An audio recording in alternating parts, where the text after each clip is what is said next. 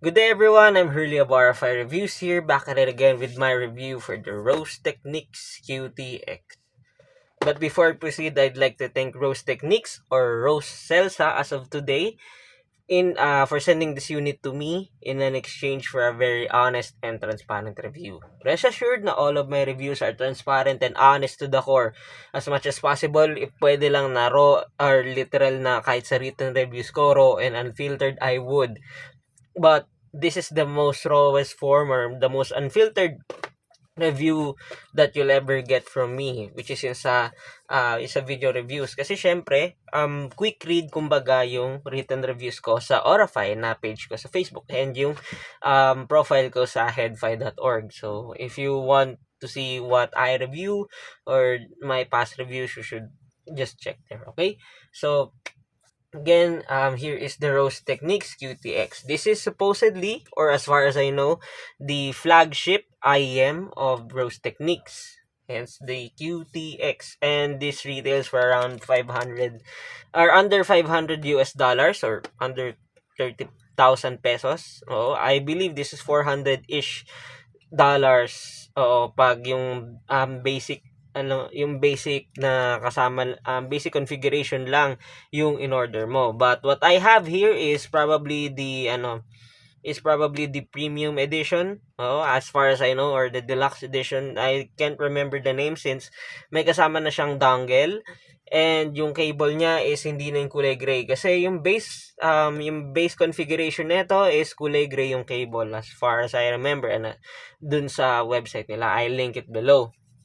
So before tayo mag-proceed dito sa mga to, we'll proceed here with the box. As you can see, the box is, yes, it does speak premium. Medyo malaki talaga yung box niya and mahirap buksan. Just like the Rose Techniques Star City 5 Pro, the QTX na na-review ko before.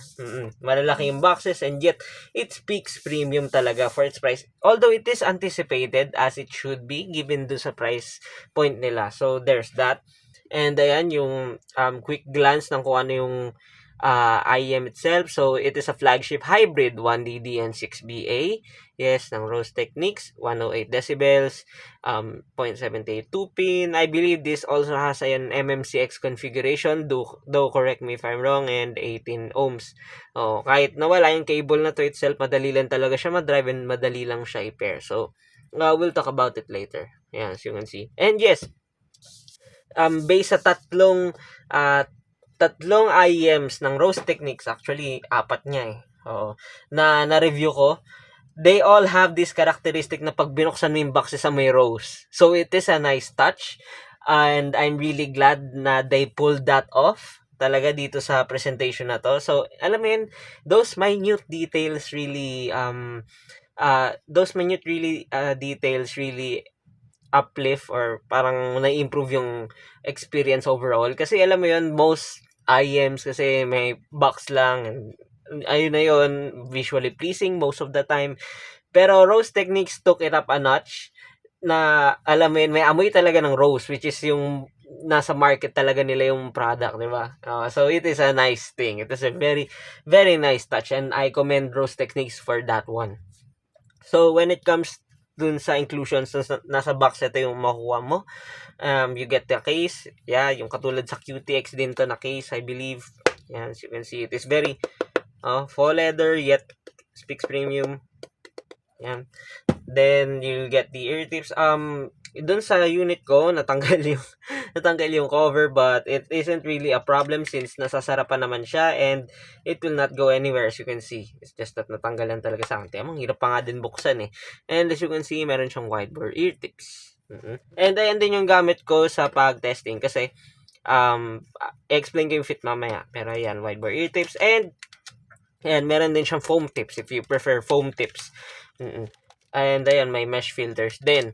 Personally, yung sa Rose Techniques na QT9 Mark III, I believe, and yung sa Star City 5 Pro has an additional set ng ear tips sa side dito, which is yung narrow bore silicons.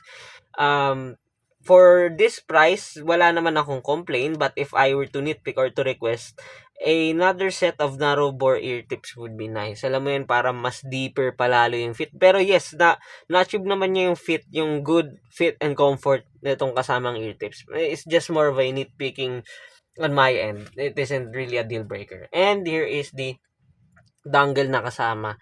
The Rose Techniques RZ550. This is an ESS DAC. Oo, 039, and it has a nice touch or as a nice design din dito sa ilalim, di ba? Wait lang, let me focus it for you. Hello? Ayan, di ba? It is nice. It speaks premium, and yes, tinan mo, meron din siyang 4.4. Although yung pinadala sa akin is naka 4.4 na din. So, 'di ba? Pero yes, pwede mo siyang gamitin sa ibang dongles. Ibang IEMs or ibang earbuds if you may. So, sige, proceed muna tayo dito bago tayo mag-proceed sa iba. So, si Rose Techniques RZ550 na naka-ESS DAC, I also tested this kasi din sa ibang earphones. And yung sound niya, in a nutshell, is a neutral sounding set. Neutral na may, alam mo, may slight coloration sa vocals, if you may, sa ibang IEMs. Na nagkakaroon siya ng additional sparkle and air to it. Oo, sa dongle na to. Pero it is very, very minute. Actually, it reminds me of the Hyde's S9 Pro that I had before. Yung when it comes yung sa sound niya. So, it is a good thing. Oo. Although, most people won't even notice it kasi mahirap rin naman ma-discern yung variances or yung differences ng dongles in general when it comes to sound. Only a few people I know lang din yung nakakahalata talaga na halata nila agad. Kaya, it isn't really a good thing. Ang iisipin natin is it pairs well with the QTX and at the same time sa ibang earphones. Syempre, headphones, don't do that. Kasi, I have a philosophy na mas okay pag mas beefier yung setup pag headphones. But maybe it's just me. Pero ayun, for IEMs and earbuds, mostly, wala ka magiging problem dito sa RZ550 when pairing with it. So, yun, hindi ka kukulangan ng power, hindi ka magkakaroon ng parang floor noise or something like that. Based din sa mga na pair ko with this dongle ha. Kasi I mean, I have most benchmark IEMs na accumulate ko for the past year or 2 years or so. So, ayun, wala akong naging problem doon. Okay? Then, here are the IEMs and the cable itself. As you can see, yung cable na to is tinatawag na Blue Rose Pro cable. Yung stock cable netong Rose Techniques QTX is a gray cable. I don't know yung difference nila talaga, if meron bang difference, but ayun yung, ito rin yung ni-request ko kasi, yung Blue Rose Pro cable, kasi it fits the color scheme netong QTX, as you can see, diba, white, tas may blue na color. So, it is a nice touch. It fits the aesthetic, it fits the motif really well, in my opinion, diba? And 4.4 siya. Yun. And, again, I'm not a fan of sleeve cables, but, wala naman akong naging problem talaga na, what do you call this, na parang hindrance sa overall experience. Not at all. Magaan lang yung cable, walang microphonics. I love that. It feels premium. It is really good for what you are paying for, as it should be. And here are the IEMs itself. Yan, as you can see, meron siyang CIEM fit, and nakita mo yung faceplate. Most of my colleagues na hobbyists din, they call this the Angie or the angry IEMs, because tingnan mo naman. Yeah, tingnan mo, even yung box, diba, as you can see. Yung box, diba, yung X niya is parang angry emoji or something. Which is a really good touch. I mean, hindi naman siya aesthetically displeasing. Actually, it is visually pleasing in my opinion, but sure, sige, subjective. And yung nakuha kong color or yung pinadalang color na re-request ko is itong white. They call this, I believe, silver platinum yata, but there are other colors to choose from. I believe may violet, I believe may obsidian black. That is the newest variation ata. And I believe meron ding blue, na gradient blue. But I get this one kasi parang wala pa ako gana nakita nag-review na itong kulay puti. And this is made of resin, as you can see, diba? And nakita mo yan? It is a semi-transparent resin. So, hindi siya thick resin, which can be a good or a bad thing depende kung paano ka gumamit, siguro. Ako kasi I do take extra care of any IEM na pinapadala sa akin or nire-review ko regardless ng price nila. Hindi ko talaga siya like pinambabalagbag-balagbag talaga. Ang pinakabalagbag ko ng gamit nito probably is during commutes, but that's it. Mm-mm. And ayun, and here is you can see yung nozzle niya. It's very long. Mm. So ang fit nito sa tenga definitely is a CIEM fit. Almost. Hindi naman like CIEM but more of a, alam mo yun, yung in-ear monitors na ginagamit ng mga artists. Oo, parang ganun yung fit niya sa tenga. It is a flush snug fit. Pero yun nga, it can be a good or a bad thing depende sa ear structure ng tao. Kasi yung tenga ko is leaning sa larger side. So sa akin is, this fits well. This fits like a glove. This fits snug in my ears. Wala akong naging problem. And tingnan mo pa nga yung gamit ko, yung smallest pa na wide bore yung gamit ko dito sa QTX. So, I had no problems with it. Very snug ang fit, very isolating. May tumatawag pala sa akin for a parcel na need ko i-receive and ayun, hindi ko narinig up to the point na the next day ko na nakuha just because of that, 'di ba? So, yung fit, comfort, and isolation nito sa tenga ko, very excellent. Wala akong problem doon. But I do anticipate and I do see na some people may find the fit a bit finicky. Kasi yung colleagues ko, yung co-hobbies ko, yung mga tropa ko na nag-try nito, may mga instances na parang hirap silang i-fit to per se kasi malalim nga yung fit nito. This reminds me of the fit ng Kotori Audio Zephyr that I reviewed earlier recently. So there's that. Kaya ayun, probably I would recommend this sa mga larger yung tenga or sa nasa larger side yung tenga and sanay sa deeper fit. Na hindi etymotic. Or pwede rin na etymotic actually. Basta deeper fit in general. The Rose Techniques will not have a problem fitting in your ear. But however, yung mga maliliit yung tenga probably may have a hard time finding the perfect fit for this one. Probably they want to make a maghanap sila ng mas maliit pang ear tips or probably bulky sa tenga nila, that's for sure. Kaya ayun, it really depends sa tenga. Pero I'm happy to report na katulad yung mga taong katulad ko na malalaki yung size ng tenga will not have a problem with this one. Okay? Now, sa drivability, again, may RZ550 ka na nakasama if you buy the bundle. If you buy the premium or deluxe bundle, yata yung tawang term doon, wala kang magiging problem sa drivability. If binili mo naman yung base version nito, which is a bit cheaper, pero may kasama din siyang dongle na parang ganito, yung itsura, na naka 3.5 kasi 3.5, wala ka rin magiging problem doon. Kasi nga, madali lang madrive yung QTX. Actually, may times pa nga na probably pag sobrang powerful ng source mo is mag-i-introduce siya ng hiss. Mag-i-introduce siya ng slightly audible white noise. So, kahit nga 1 VRM dongle dito will do. Any dongle actually, 1 VRMs, even yung Apple dongle will do with this IEM. As long as na syempre, bibili ka ng adapter for this one kasi ito yung 4.4 or magpapalit ka ng cable na naka 3.5 for it. So again, drivability, walang problem doon. Okay? Now, as for the sound, so Aura Fi, Hurley, this IEM is $500, diba? And you've reviewed nearly a $500 IEM before. So, most likely may benchmark ka na for it.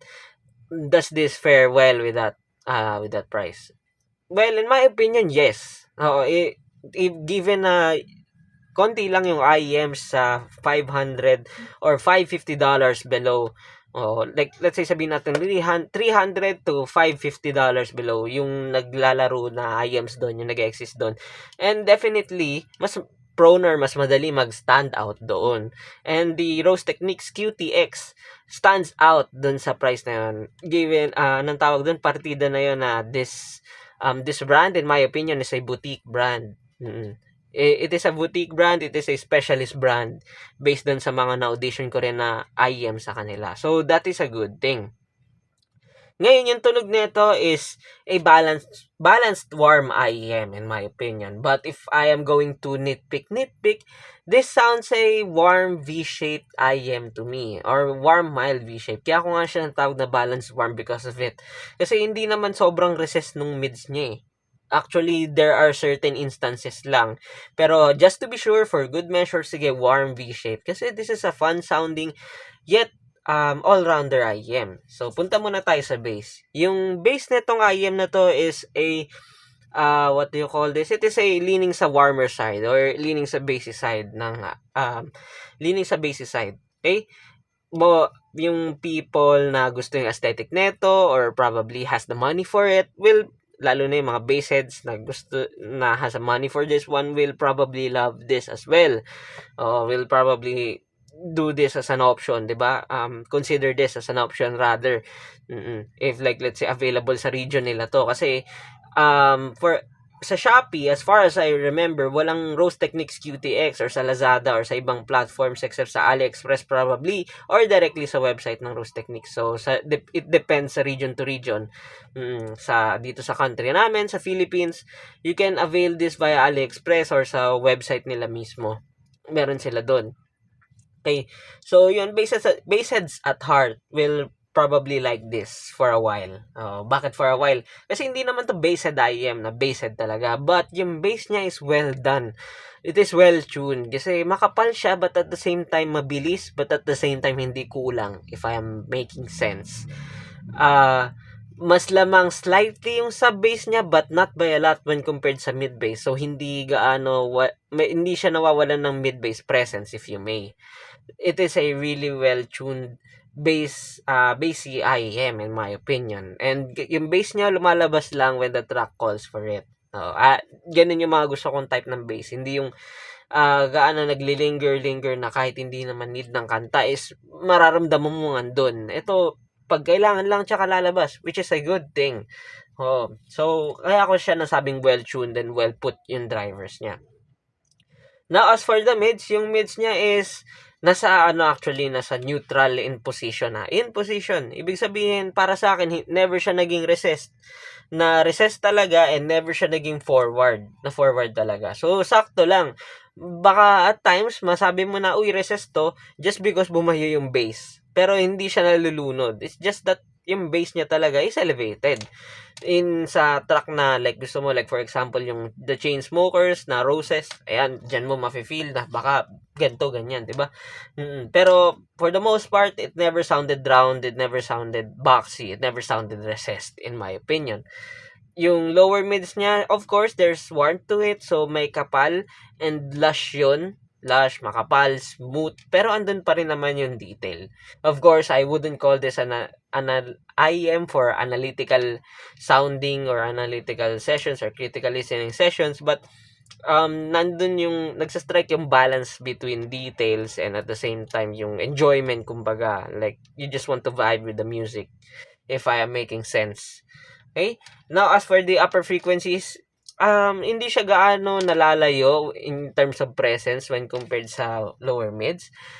So medyo siya, nasa smoother side, which also means na hindi siya fatiguing. It isn't really fatiguing at all. Even, although hindi mo naman crank yung volume all the way, but I tried for testing purposes and wala akong naging problem sa like driver quirk or like timbre quirk or sibilance or harshness. Wala siya noon to my ears. Wala akong naging problem doon. And do take note, most of the time, mahilig ako sa nasa brighter side or neutral brighter side. So, alam ko kung ano yung sibilance sa hindi.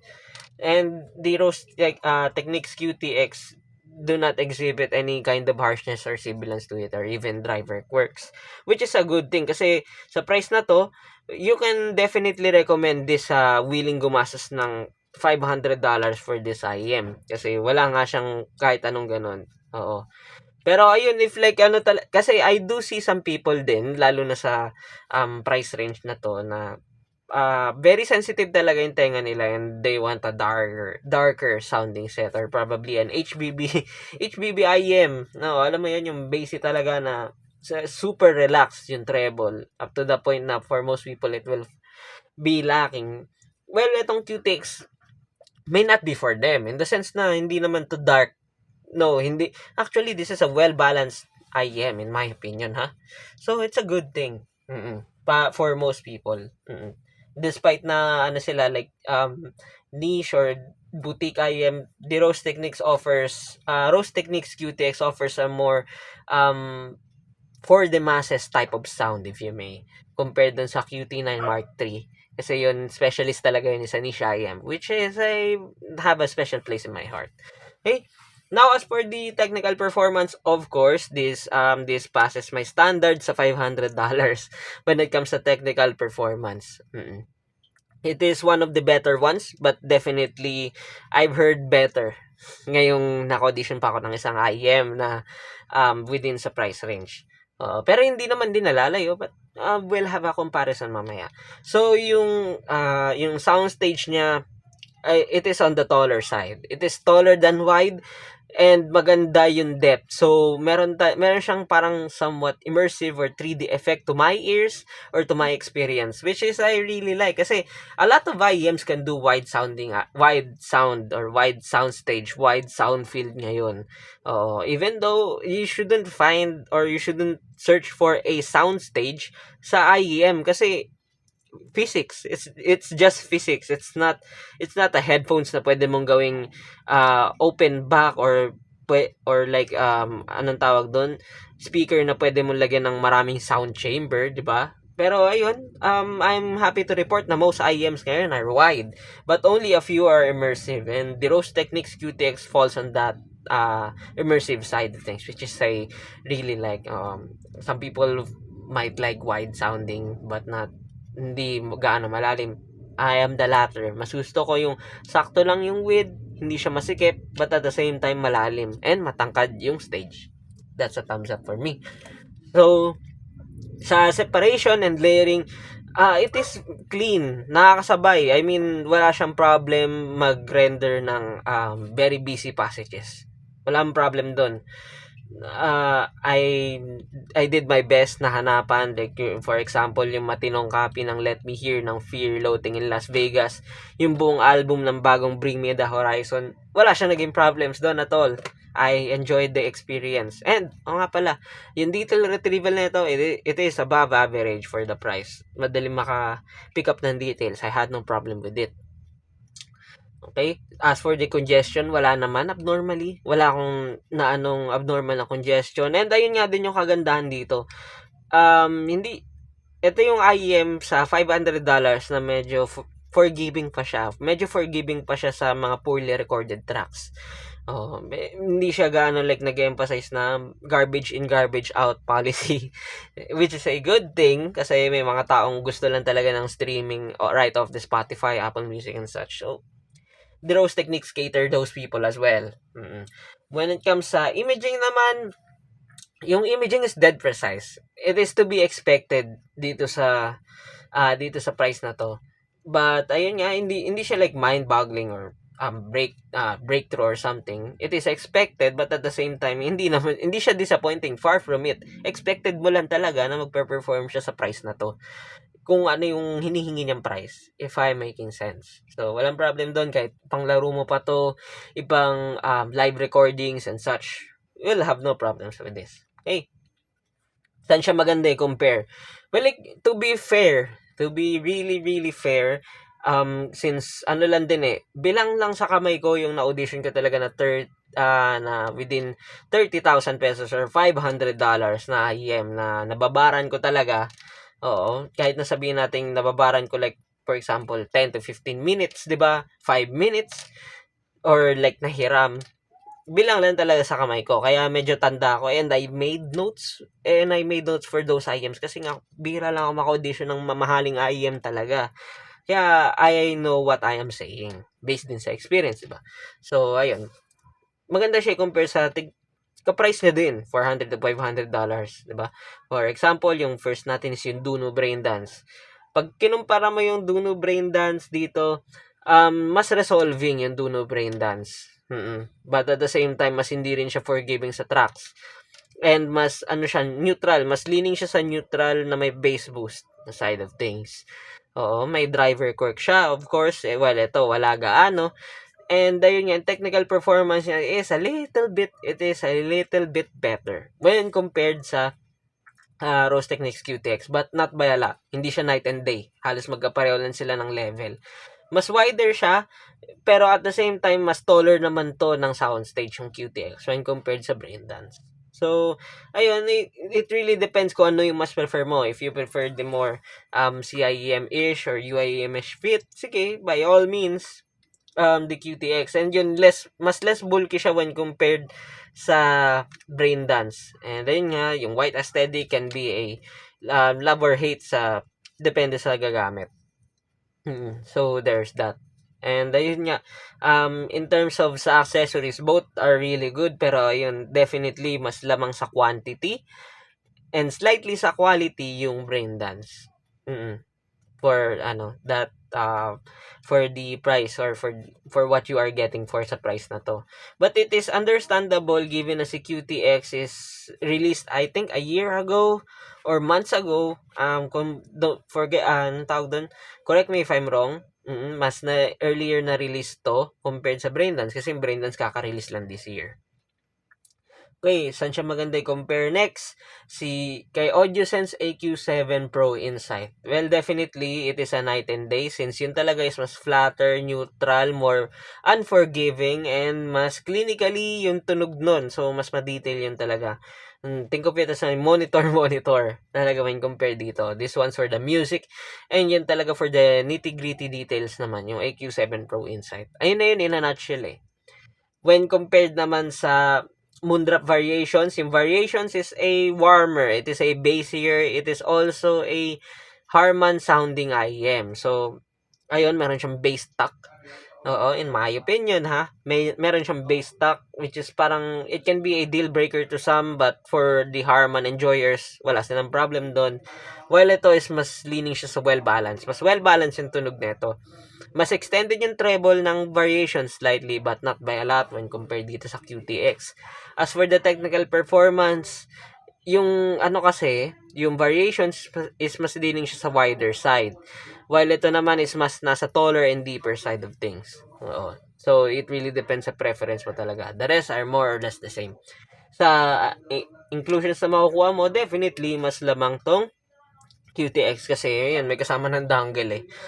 There's that. O kaya yung base form niya may kasama rin dongle din yun as far as I know, but correct me if I'm wrong. I am probably wrong, pero mas mura yung di hamak when compared sa variations on that price. And yung next natin i-compare, this is a wild card na na-audition ko na-audition ko siya ng hi-fi show dito sa country namin, which is the Tangzu Baji. It is around I believe 25 to 30,000 pesos din when compared dito. So, yung tunog doon is mas smoother. Definitely mas smoother, mas balanced.